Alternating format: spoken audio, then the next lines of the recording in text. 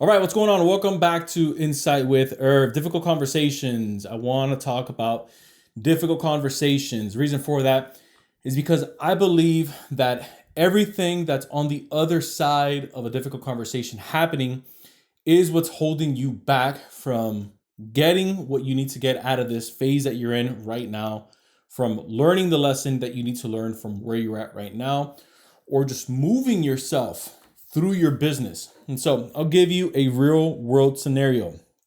I had a difficult conversation today with a guy that I enjoy his company inside of my business. And so I'm going to give you guys full transparent moment because I believe in having full transparency. I don't think that any of us are above this. And so I'll bring you in on the kind of like the trenches with me that no one likes to talk about in the business world.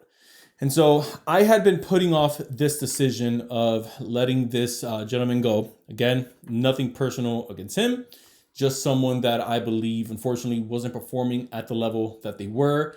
And after a couple of different meetings, just seeing, hey, what's going on with your performance? Like, are you good in your personal life? Do you need some time off? What's happening? Because I personally, and again, this is my philosophy, some business owners out there, they're super cutthroat. And I get it. Everyone has their own culture that they're building. Everyone has their own dynamics and everyone has a certain tolerance level. And I get it, right? But with me is I want to see what's happening with the person. Like, is it something that's happening inside of the business that maybe it changed? So now they're struggling. Is it maybe the new process that we're running? Is it maybe the marketing? Is it the deal quality? What is it, right? So first I want to see what's happening inside of the business. Then from there, if I see that, okay, nothing's really happening with the business, because I like to take extreme ownership. And I think that you should too, as a business owner, as an entrepreneur, especially as you start to lead other people, because that drips down. No one's going to have more belief about the product or the service than you, the person who's creating it or the person who's designed it, right? So if you're at an 8, but believe that no one else on your team is going to be above that 8. They're going to be at an 8 or lower. If you're at a 10, they're going to be at a 10 or lower. They should never surpass you in terms of belief, because if not, what are you doing? So I digress. Going back into this, once I found out, or once I felt like, hey, okay, it's not the business, nothing's really changed inside the way that we're running operations, because I'm also seeing that other people are not just getting better, not just hitting their numbers, but they're also getting better.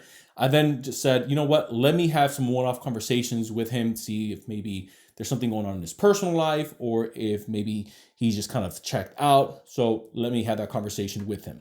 So I was having kind of some conversations with him, going back and forth. And after just, it was like the last straw. And I just kind of pulled him to the side and I said, hey, let's have a meeting.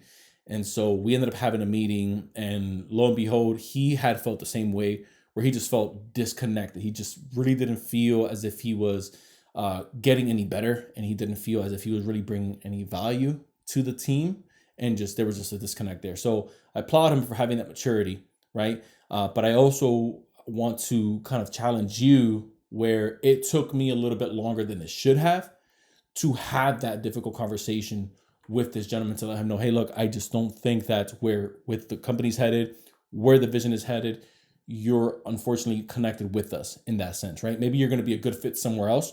Maybe you're going to be able to bring value somewhere else. But with where we are and where we're looking to go, I just don't see that being a part of the chemistry of the team, of how we're building them. I usually refer to this as sports, where if you are in the manager role, it's your job to find and scout good talent. And it's your job to put the pieces together. Just because you're bringing star players to a team doesn't necessarily mean that the star players are going to work together. We've often seen that in the NBA, where there's super teams and they're just an absolute bust, because everyone wants credit for the work that they do, and everyone wants to hog the ball, and everyone wants to shine, and everyone wants to outshine the other player.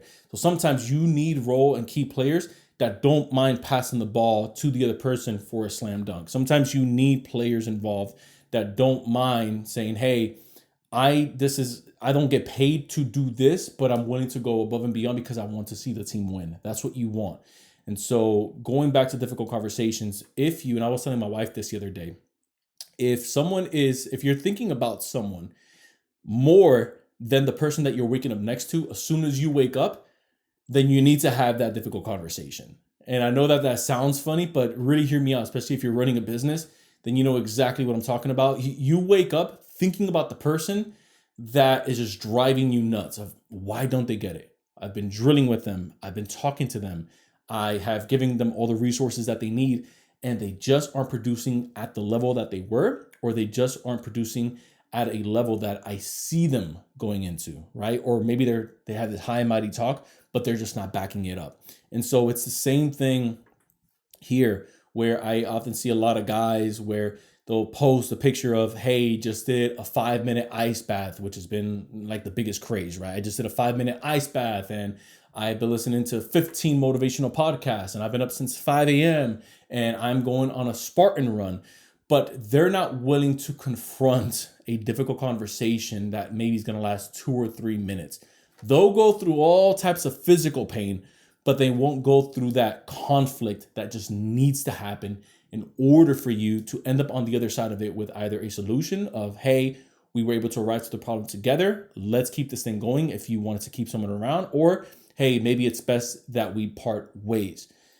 I can't tell you how many times I'm talking to someone even now where I'm letting you know kind of like what's happening. I'm opening up the curtains and I'm talking to someone and I'm hearing them speak about where they're going through with people in their company, where they're going through with people in their business.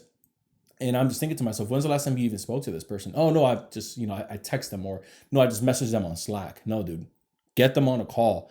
And if you really want to take it to the next level, because you want to see them face to face, put them on a Zoom. Like, let's look at each other eye to eye. Let's just have a talk. Hey, what's going on? Where are you? This is not just going to develop your hard skills, but it's also going to develop your soft skills, which is ultimately what you want to develop. Because hard skills is just learning, okay, how to sell, right? Your soft skills is how to sell with empathy and how to communicate that to the other person, letting them know, hey, I listen to you. I see where you're coming from. We're going to get this together. We're going to get through this together. So work on that. And again, I wanted to kind of give you an inside scoop to let you know I'm not above that, right? We have these difficult conversations every day inside of our business with either our clients. If they're not getting the results that they want, why aren't we getting those results? Let's work on this together. And also working on that with the team. And so that should be right there. If I leave you with a little bit of homework, have at least one difficult conversation this week. It can be with someone inside of your organization. It can be with a family member. It can be with a friend. And you need to arrive to a solution by the end of that, right? Whether it's some things that we're going to work on together to help you maybe get some help that you need, or maybe, hey, this relationship isn't going to continue because X, Y, Z, and have a definitive outcome. The last thing that you want to do, and you're going to know if you did it right, is if you leave that difficult conversation and you don't know what's the next steps, you didn't do it right. It needs to be definitive. We're either going to continue or we're ending it here. And again, I know this is tough love, but I'm telling you from experience, a lot of us are holding on to difficult conversations, not knowing how freeing it is once you have it for you and for the receiving party. So if you found value in this content, consider hitting that subscribe button down below. Don't forget that we don't run any sponsorships on this podcast. So if you found value in this, all that we ask is that you share it with someone that you know is going to find value in it as well. And feel free to leave us a 5-star review if you enjoyed this episode. Until then, everyone, I will see you in the next one.